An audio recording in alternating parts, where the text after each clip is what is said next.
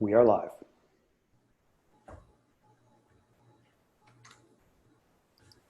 Well, hello and good morning or good afternoon for everyone that's joining. Thank you very much for taking time out of your day. We're really excited to spend some time with you talking about Archer and Axio and some of the new trends we're seeing out there in the industry. So as everyone's getting connected here, thank you for attending.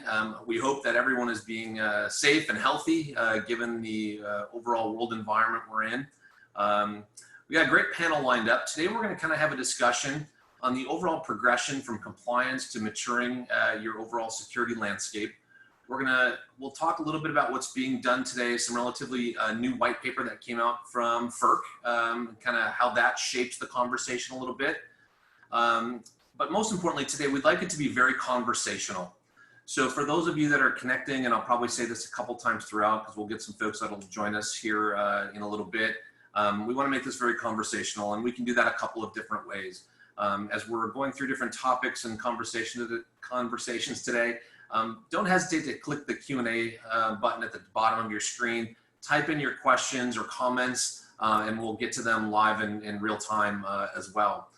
If you're feeling extra brave, you can click on the raise your hand, and we'll give you the mic, and you can actually talk live, and we'd love to converse with you on some of these topics. So with that said, let's start by taking a little bit more of a detailed look at our agenda and kind of what you can expect the flow of this morning for the next 45 minutes or so. We'll do some formal introductions of Archer and Axio. We'll talk a little bit about the partnership and why we've connected and why it makes sense.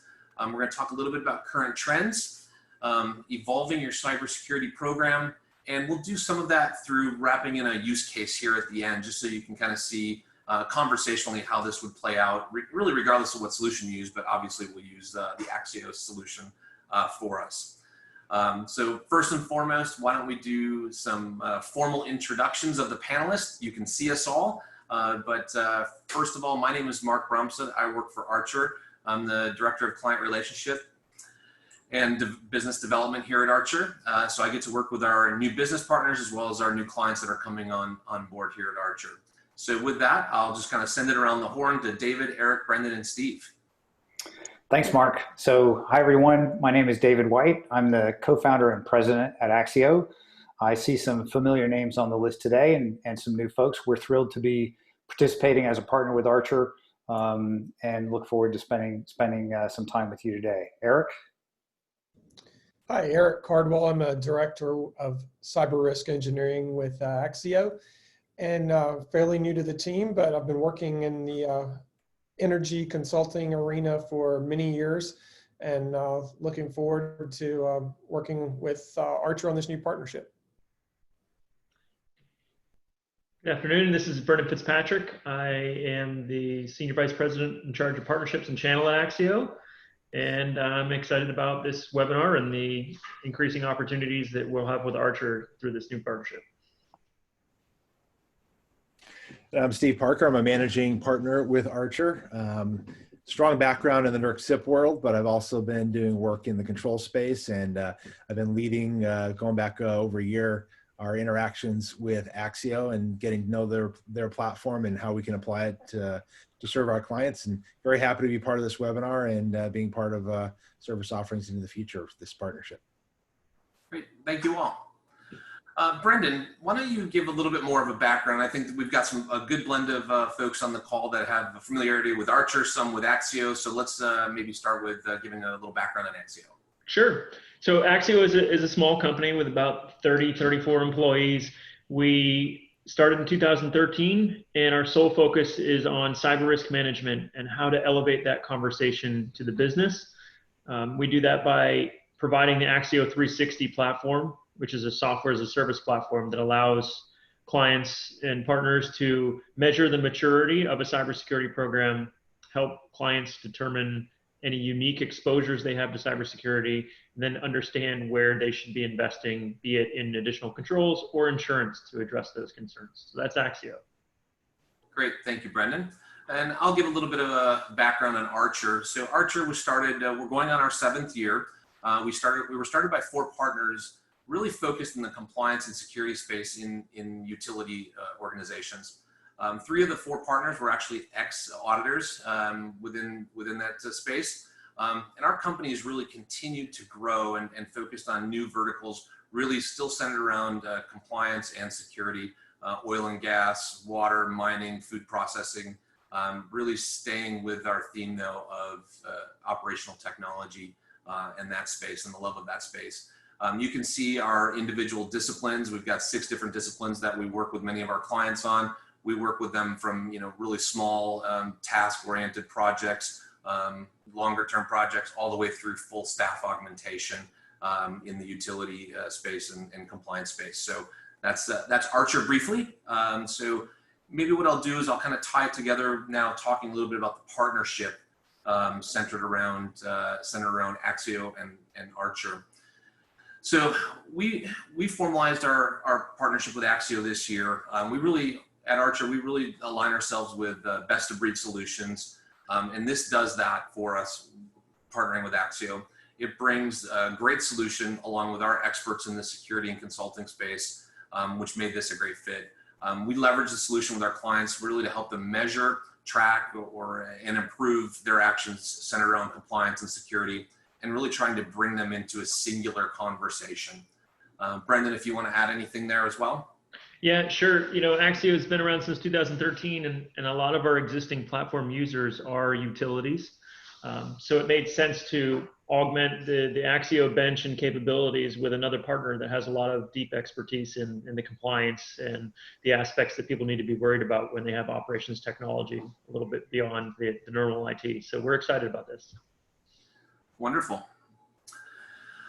Brendan, thank you. So first we'd like to get a little background from from the attendees that are on the call today.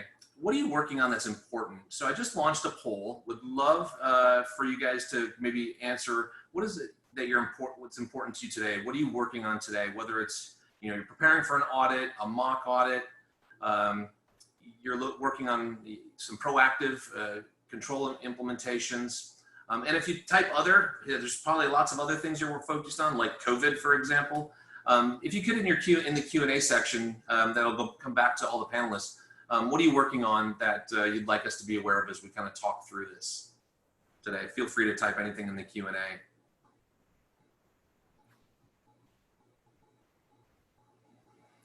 All right, I'll give the poll another 5 seconds here, and I'll close it, and I'll share some results with everyone. Some great results. There's some great input coming in that really aligns very well with the conversation, which is obviously the goal of providing an invite. So here's the results. Lots of activities going on, but most importantly, you can see folks are really focused on the proactive control implementation within their spaces. Obviously, some of the other stuff is just nature of what we do at times, whether it's audit preparation, mock audits, and other things like that. But the interesting part here is the amount of people focused on proactive control implementation. So thank you for that. I'm going to take those down there. And as we look at that, that's a great segue into really our next slide here, and that is compliance firefighting. You guys just replied in the notes there that you're focused on more of the proactive side, which was great to see. But Steve, maybe if you could, Steve, when you hear the term compliance firefighting, what do you think of? How would you explain that? Yeah, well, and I'll second your comments on it's encouraging to see the number of folks that are looking at proactive control and implementation. And it really ties into the concept of firefighting. When I hear the term, firefighting or putting out fires, it's really the difference between being reactionary and being proactive. Fighting fires is a reactionary activity. Something happens, you see it, you have to respond to it, and you go in there and try to put it out. And usually when we use that term, it's because things are not well controlled and fires are popping up.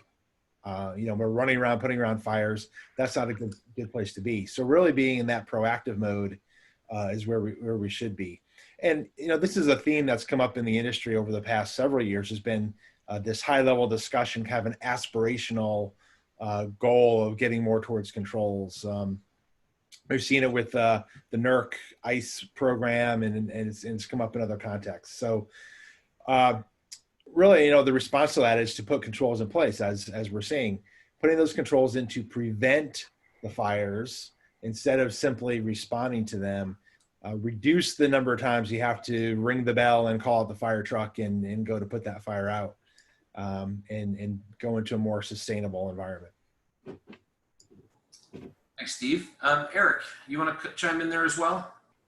Yeah, I just kind of want to further what Steve said, that probably, I don't know, 3 or 4 years ago, working with a lot of different organizations in the industry, they started to take a look at their internal controls program back then, with some of the recommendations from NERC, and worked with them to help them identify risks and controls beyond NERC SIT.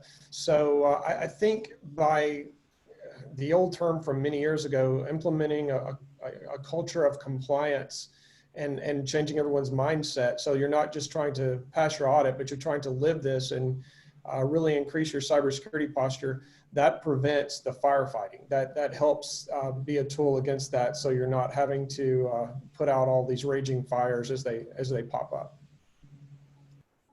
Wonderful. Thanks, Eric. I appreciate that. And I think, we'll never get out of completely out of the firefighting business, if you will, as it relates to compliance. You've got new regulations that come in. Obviously, a great example of that's today, CIP 13. Many of us will have to respond to audits and findings there. So a little bit of firefighting there, but we're seeing the industry kind of move from the default of firefighting to being just a component of what they're working on. So Dave, how have you seen the firefighting narrative evolve over the last 3 to 5 years?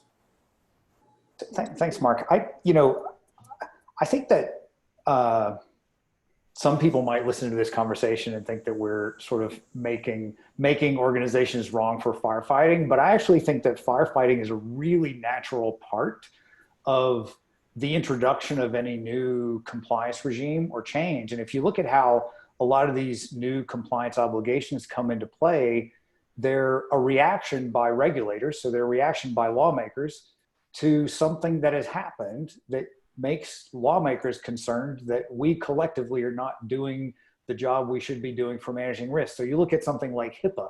I'm not going to pick on SIP, but I'll pick on HIPAA for a second, right? Nobody should be surprised that as citizens, we have an expectation that medical facilities take appropriate measures to protect our sensitive medical records from being inadvertently or deliberately released.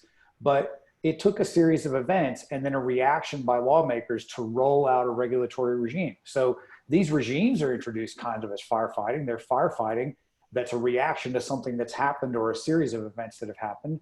And then the whole industry gets to firefight for a while it all sort of settles down and people develop a rhythm. And then you can naturally evolve into a more controls focused view, or I like to think of it as investing in risk management that meets the risk where your organization needs to meet the risk. And then it just produces compliance as a byproduct, not as a goal, but as well, of course we're getting that done because we know that compliance is always several steps back from where the risk is. And so we have a program implemented that's really protecting the organization and our shareholders or our members from the risk that is present in our operation. Great, thank you very much, Dave. That's a couple things you said there will lead us, very, very naturally into the next conversation, and that's the trends we're seeing as the overall space has matured. We're moving the conversation from compliance to overall just security conversations and really melding the two. Steve, this last month, FERC put out a new white paper, and for those that have not yet read it or maybe didn't even know it existed yet, can you give a kind of a brief overview of what the overall intent and meaning of the white paper was? Certainly, I can get into that, and I'll point out it was a staff white paper, so it's not an official FERC action, and the staff will always tell you they don't speak for the commission. But it definitely was interesting to see it come out because FERC as a regulatory agency and the concept of security for the power grid has been focused really on the mandatory standards. And this is looking at things that are not mandatory, not force of law, but looking at ways to incentivize going above and beyond what is required into what the term they've been using is best practices. And I want to point out that this actually came up in a Senate committee hearing this morning. Joe McClellan from FERC was on there, and some others. And it came up, that the term best practices. And I'll come back to that in a minute, but what the paper did is it laid out a potential roadmap for providing incentives to utilities to go above and beyond the regulatory requirements. They are asking for feedback in this. So this is, although it's not an official FERC action, it's a very serious conversation that is happening behind the scenes. And so they want feedback from industry on this. Some of the things they looked at, one was discussing the possible use of the NIST cybersecurity framework. I know we'll be talking about that in more detail today. They looked at different approaches that could be used. One would be looking at assets that are out of scope for the SIP standards and providing financial incentives to secure those assets.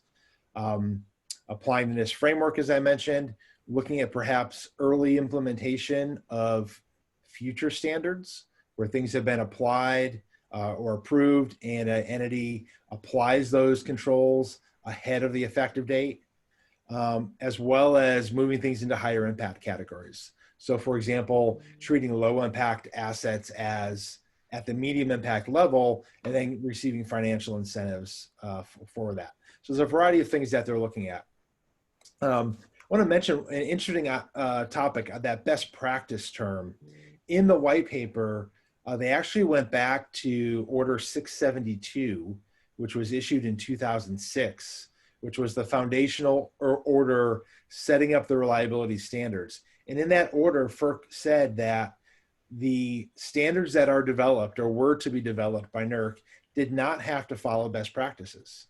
And it was kind of an odd offhand statement, but they've gone all the way back there to pull that out to emphasize that point. And now they're using that best practice talking point extensively. So it's very clear to me that at least at a staff level and behind the scenes, there's this concept of the standards are a foundation. They are a base, they are a floor, but we need to do more. And taking this approach of moving towards best practices, implementing controls, doing more above the standards is very much something that FERC wants to see. And they're looking for ways to make that happen without having to use their regulatory authority. Wonderful. Thank you, Steve, for that overview. And again, it was relatively new publication, so I think it was good to level set for folks kind of what's there. And as you mentioned, it was even on a Senate hearing this morning, so great conversation. Eric, from your perspective and experience, how do you see an incentive-based model like this settling into a realistic implementation? Again, knowing that this is just a white paper and kind of just putting, I'll call it a shot over the bow right now, but how would you see this coming into a realistic implementation? Yes, I think this is would be a welcome development for this industry. I think the first few years of NERC SIP, not everyone, but many organizations just tried to meet the bare minimum of what had to be in that NERC SIP checklist and make sure they're checking off and meeting those requirements. But then I think in the past 5 years or so, after the Ukrainian attacks and some other attacks here on some of the grid operators here in the US and North America, that opened up a lot of eyes and gave us a bit of a reality check. So I think as of that time, about 5 years ago, we started to see a lot of the organizations go well above and beyond and start to look at their own internal kind of compliance targets that they had out there. What can they do to strengthen their program beyond SIP? So I think this will be beneficial to many of those, if not all those organizations. It gives them a target to shoot for and they will be rewarded. So I think this would be welcomed by the industry. Very good. Thank you, Eric, for covering that. For those of you that just joined, we had several folks jump on. Feel free to type any questions in the bottom there. You can just click on the Q&A tab right within the application. Looking to continue to make this very conversational and answer some of your questions real time as we go. With that said, we started talking a little bit about different controls. Our audience up to this point indicated in our last poll that a lot of what you're focused on right now is proactive control implementation. We also know that many of our clients are using multiple frameworks or multiple control settings. So would love to get some feedback from folks on what controls and frameworks are you guys all using within your space today. So I just started the poll. Feel free to click on as many as that makes sense for you. Again, knowing that many of you use multiple different frameworks or control settings. And if you type other, we would love to hear what other frameworks you're using out there. So just in the Q&A section, just type in the framework that you're using. It might be a custom set of controls, things like that. But what we put out there are what we tend to see the more common frameworks. Give it just another 5 seconds. We've got a lot of good answers here.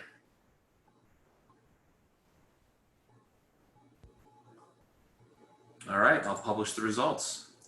Not surprisingly, many on this call, given where we're at, NERC CIP, but obviously lots of other frameworks as well. C2M2, NIST, CSF, 853, CMMC, maybe we can touch on that just a minute. Dave, I'll ask you to comment maybe just briefly on CMMC.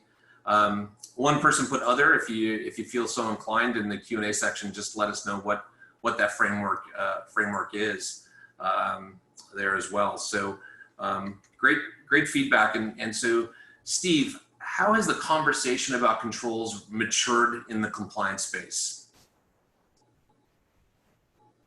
Well, NERC to some degree started this back, probably been 4 or 5 years now with the Reliability Assurance Initiative, I believe they called it, and then the move towards the internal controls evaluations. So they've gotten that started. But really, I think the recognition by industry that the SIP standards were not enough to provide security. And so there was a desire thinking if you have to do something for compliance, you might as well go a little bit further and get to a better state of security and then have your compliance result from your security efforts as opposed to try to having security result from your compliance efforts. So it's been an ongoing conversation for over the past several years, and just the desire for real true security is having people look at controls frameworks to get that done. Excellent. Thanks, Stephen. And Dave, any additional commentary from you? Yeah, so we've been following CMMC a lot. We've heard about it from a lot of utilities who are taking a look at it because they're concerned if they have a defense facility, for example, in their service territory, there is I think some expectation that they would adopt that framework. There's also been some controversy about it in the press. There have been some very negative editorials published. So this is a really interesting one to watch. It has, it appears to be very popular. If you look at search statistics on Google, for example, CMMC is a really popular search term right now. So it seems to be well into its hype cycle. But I think it's one to sort of keep our eyes on. We have begun to implement it in our platform at Axio, so we'll be able to provide that to our customers. We also have talked to a lot of utilities that are using CIS 20, which I think is another trend that I've observed and looks consistent with the results that we see on the screen here. Perfect. Eric, in your dealings with clients and utilities, do you regularly see organizations using multiple frameworks? Yes, we sure do. Especially, they probably had NERC CIP in place for quite a few years, but C2M2 has been out for quite some time. So many have that as well. And then CSF. I've also worked with a couple of clients that wanted a mapping between the two. They felt that there were strengths and maybe some gaps for each of those, and then map them all back to NERC CIP. As far as 853, I haven't seen a lot of, especially in this industry, a lot of organizations use it entirely. They more or less pick out specific controls that they feel are applicable. So you'll see a combination there, and they'll try to put that in a spreadsheet and ensure that they've got everything covered with NERC CIP. And then kind of what Dave said there, we're starting to see more interest quite recently now in CIS 20. More clients are asking questions there. So I see that in the future becoming more and more effective for this industry to have that in combination with SIP or CSF. Great, thanks, Eric. And I can kind of reiterate or highlight a couple of those comments from Archer's perspective as well. We're seeing a lot of folks, I'll say, pick and choose the NIST 853, those areas that are important to them, specifically in the utility space. Our experience, adjacent to the utility space or outside of the utility space, the NIST 853 tends to be a much larger percent of the conversation than others. So we're seeing that. And then Dave, same thing on the CMMC conversations. We're seeing that more so outside the utility space, but some who are adjacent to those DOE type engagements are definitely going to be involved in that.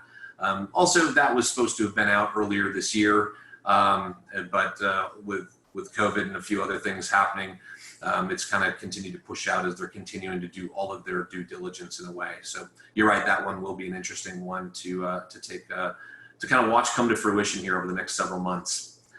Yeah, Mark, I guess we could have also talked about 171, and so sorry for throwing that in at the last minute, but that's kind of the immediate predecessor to CMMC, and we have talked to a number of organizations that have been looking at 171 as well, which is just a subset of 853, and so that's another framework or another controls framework that we've seen out there in the utility land. Yep, great. Thanks for mentioning that one. So Dave, maybe now's a good time to kind of through a use case within the solution. We've talked a lot about measuring progress, multiple frameworks. Can you talk a little bit and maybe show folks how you can measure success regardless of how they track it, but really talk about the frameworks in which they use and how you can track it within a solution like Axio. So Dave, I'll kind of turn it over to you. Sure, thanks, Mark. And so what I'm going to do is pop into the platform, and some of you on the call may be familiar with the Axio platform. This is kind of the landing page when you log in. If you have an active assessment that you're working on or that you've completed, this happens to be a C2M2 assessment. This is a demo assessment that I've had going since back in 2017. And on this dashboard, you can see a couple of interesting things. One is that we always show your score from some time in the past. Those are called milestones. Brendan, can you give us some tips on best practices related to milestones? Yeah, Milestones is a really unique feature in that it allows an organization to use a single assessment over time, as opposed to doing a new one on a periodic basis. So we recommend capturing an initial milestone right after the initial assessment, or in some cases, we've even helped clients load legacy assessments in as milestones so that you have that historical path of improvement. You can capture milestones based on timelines. So you can see that this example here has several milestones captured along quarters. Maybe those align with board reports that were coming up. You can also have milestones based on events. So the completion of a work package related to risk management in this case. So the thing I really like about milestones is it allows you to save time and money. And that's one of the things that a lot of companies are focusing on in the response to COVID-19 and the impacts it's had on the businesses, making sure they're only doing things that are necessary and trying to cut costs where possible so that they can spend on, additional laptops and remote capabilities and protecting people at home and whatnot. So this allows you to not just assess yourself against an entire framework, let's say the full 108 subcategories of NIST CSF every year, and spend sometimes weeks doing that assessment, but instead you can just tell, maybe if you have a vendor or partner that's doing the assessment for you, you can just tell them to only assess the activities that you've actually touched in the given year. Most of us don't push on 108 subcategories every year, so there's really no sense to evaluate all of them unless there's been a change. So that's kind of milestones in a nutshell. Thanks, Brendan. And so if you're using an assessment and if you're using an assessment to build a strong security program to generate, as I loved how Steve, I'm not going to be able to replicate exactly what you said, but when you said produce security as an outcome and compliance as a bias, compliance as, I forget how you said it, but you said it really well. But if we're focused on building a really strong security program as the umbrella for our compliance obligations, then part of what you want to do as a good practice is have a target out there. And so this score wheel shows for this fictitious organization, this demo assessment, a target of 880. We recommend that as a good practice to set a target in a realistic time frame, like in the next 2 to 3 years. So it's not a fantasy land target, like something we'll get to someday, maybe if we get all the budget that we want, we get to hire all the people that we want, but something that we can actually plan to achieve within the planning horizon, be it 1 year, 2 year, or 3 years. And so we show at the center of this landing page, your current position, historical positions, and you can pick and choose among these, and your target in the future. We show detailed information by C2M2 domain. So C2M2, for those of you who aren't using it, is divided into 10 sections, starting with risk management and ending with cybersecurity program management here. And thanks to the mapping to CSF published by the Department of Energy, we can actually show your CSF score based on this C2M2 assessment. So one of the use cases that we see with a lot of utilities that use our platform is that they use this feature to report CSF up the chain of command, but they use C2M2 because it's a pretty granular model to manage their improvement planning activities. And we can on here go one layer deeper and look at our CSF scores by category instead of just at the function level: identify, protect, detect, respond, and recover. So we also have in the platform CSF Native Assessment. This is what the dashboard looks like for that. It has the same sort of upcoming targets, action items, and benchmarks that you saw on the C2M2 platform, along with the 3 score wheels in the center. The benchmark, I should have mentioned, we're showing this using a box plot and whisker diagram, which is really just a way to show the minimum score we have in our benchmark pool, the maximum score that we have, and then the 25th percentile, the median or 50th percentile, the 75th percentile as those intermediate summary statistics. So you can see if this was your CSF assessment, you could say, hey, look, we're operating right now in the 3rd quartile of benchmark scores, and our target is also at the top of the 3rd quartile of the target benchmark in the Axio platform. So we feel like we have we have a strong posture, and we're targeting to maintain that strong posture, but not to be at the edge of the stats here, right? So that's a little bit about the CSF dashboard. Now, Steve, I know you spent some time in here as we prepared for this webinar, building this assessment, and so I'd like to just talk about this a little bit as your view on SIP compliance as expressed in C2M2. So can you talk to us about how you arrived at this? Yeah, certainly. And as we'll see, there are some other mappings of the SIP standards to the C2M2, the maturity model. What I did here is I wanted to explore the minimum level of maturity that would be needed to get to a point of SIP compliance. So this isn't necessarily representing a good SIP program. It is one that gets you to the across the finish line, so to speak, the bare minimum. And looking at it, I looked at areas across the high and medium requirements, and areas where the SIP standards only required certain, say a high impact only requirement. I put that in as partially implemented because you'd have to do it for part of your environment, for not all. Things that are nice to do for SIP or that help with SIP compliance, but are not strictly required, I did not put in at all. So this is a case where you can get to compliance at this level of maturity. It does probably leave some compliance risk on the table due to a lack of controls, but it's the bare minimum threshold.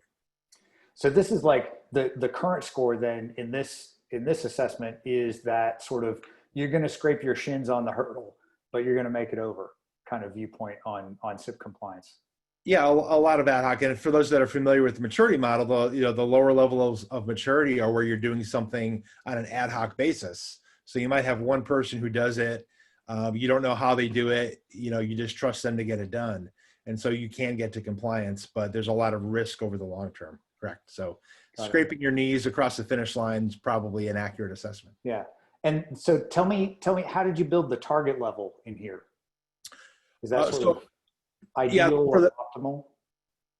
For the target level, I went to what a outstanding SIP program would look like. And then beyond SIP, going to the concept of best practices, looking at the underlying risk that SIP is trying to address, and then saying, what would you need to have in place? What level of maturity in these areas to address that underlying level of risk? And so a good example, and I think we'll look at that in your demo, is risk management. To get to compliance, minimal compliance, you don't need to do anything around risk management. You simply do what you're told, and you're done. To have a solid program, you need to be very mature in risk management, because you need to make decisions about where best to apply those extra resources to go beyond the requirements and get to a really strong level of security. And I suppose there's a few things like with new supply chain standards, there's a risk management approach in there that's built into the standards. But generally speaking, you don't need to have that to be compliant. Great. And so we can actually see that really clearly on this diagram, which shows the fat blue bar here shows your current score by C2M2 domain. And then the skinny green bar shows your target score. So you can see that in your minimal compliance, this sort of score of 415, risk management is still empty, right? You haven't started building that capability at all, as evidenced by no blue bar here. But over here, risk management is fully saturated. You've implemented all of the C2M2 activities in that risk management domain, as indicated by the green bar here. So I think this is a really interesting look. If you're building a program, if you're building a security program as an overlay for your SIP compliance activity, then there are a couple of additional tricks I'd like to show you. For that, we've created a brand new assessment. So this demo assessment here, we haven't answered a single question yet. So our score is 0. I've shared this. We have in the platform the ability to share with people outside your organization. So I've actually shared this with Steve. I've also shared it with Brendan. When you're sharing, you can share it in read-only mode, or you can actually transfer ownership, but that's a one-way trip, and you can unshare it. So if I was a utility working with Steve and I wanted his advice on the program that I'm designing for as my overlay for SIP compliance, then I could share this with Steve and we could get on the phone together and work on it together. And then, if at any time I wanted to reduce his access to read-only or unshare it, I can do that. I can do that as well. And that's just one of the things that we've done to aid in sort of remote collaboration, if you will, on this. So that's a little bit about sharing. The other feature that we have in here that can be really helpful in looking at any program as a sort of an overlay for a compliance activity, especially a SIP compliance activity, is this notion of reference assessments. So on the screen, you can see the assessment that I'm working on. So before I open them, I'll give you a little tour here. These are the 10 domains of C2M2. We can also navigate around using this left bar. I'll go back to risk management here. And then I can answer questions simply by clicking. I can select my target answer by holding down the shift key and clicking.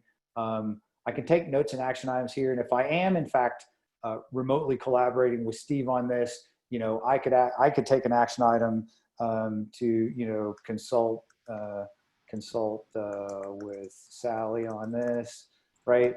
And you see that Stephen Parker says hello to everybody. So we have actually built the platform. We've been getting a lot of utility out of these sort of remote collaboration features in the platform during this time when a lot of us are still working from home. So let me demonstrate that reference assessment, because if I was building a program for SIP and I'm collaborating with Steve, one of the things I'd probably want to do is bring up that assessment that he built, right, which he could share with me. We also have built into the platform the SANS Institute published some mappings of C2M2 to, or SIP to C2M2 a couple years ago. And so we could bring all of those into here. And then now I have Steve's assessment and all of these NERC SIP views from SANS. I can drop those onto the screen. And now you'll see that I have those other 5 reference assessments open here, so that I'm going through answering where I am today and making a target for where I want to be. I can see that, for example, Steve said, well, I could have this practice not implemented and still achieve minimal compliance, sort of the scrape my knees across the finish line approach. But Steve targeted fully implemented, which is the same target that the SANS Institute stated for this practice related to SIP. So we see consistency there to suggest that, yeah, I really should target fully implemented in this practice as part of my control scheme for SIP compliance. Steve, do you have anything else to add there? No, I'm good. Okay, all right. So then the other use case we've seen for this, by the way, is that a lot of utilities are managing multiple assessments. And so if you're managing multiple assessments, then you might have an assessment for your enterprise IT operation, an assessment for various generation assets, an assessment on your transmission assets, an assessment on distribution assets and the like. And being able to view all of those on the screen at the same time can be really helpful in having a healthy program visibility. And we actually also you can generate a report, this comparison report. I'm not going to make you wait for me to demonstrate it. I actually have one open here. And this comparison report just allows you to show in PDF document form, the comparison among all of those assessments that I have open on the screen when I run it. So that can be a useful output for managing multiple assessments in an organization, or for doing what we've done here in this use case of building a strategy here by referencing some other people's perspectives on what it takes to achieve SIP compliance.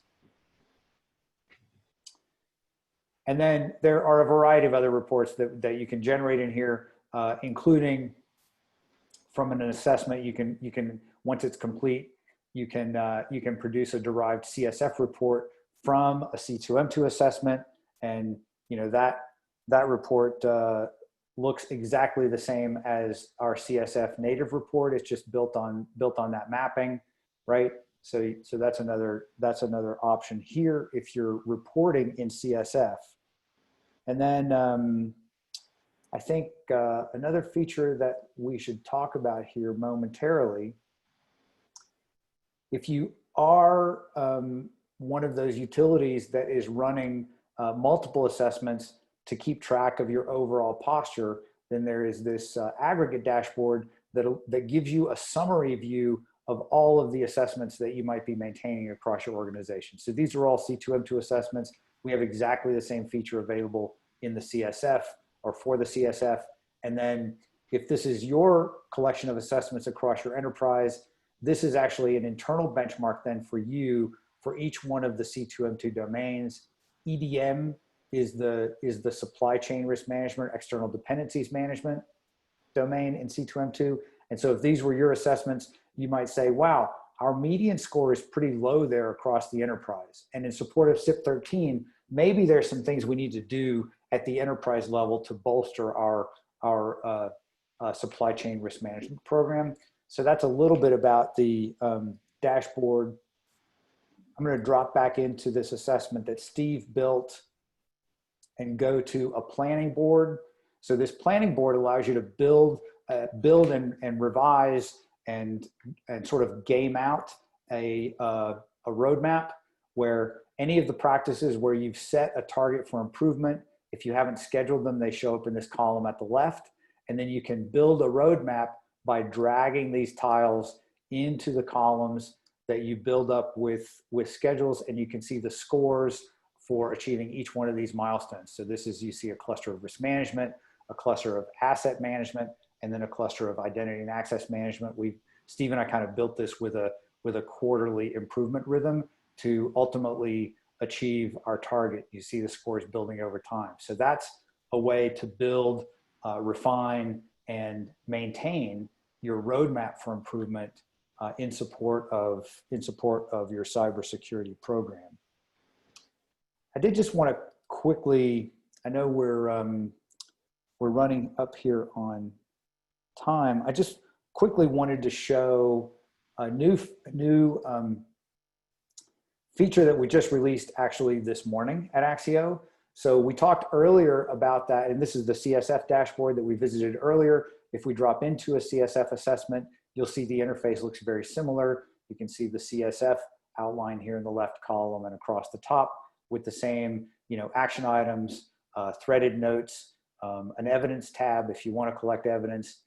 And then in the help tab over here, we have the informative references from NIST. These are the informative references that NIST publishes in the CSF. And for the 853 references, we have these live linked so that you can view the content of the 853 controls in line in this help tab. And we pushed this morning the mapping, the new mapping that NERC just published, the NERC SIP standards mapping is now in here for CSF.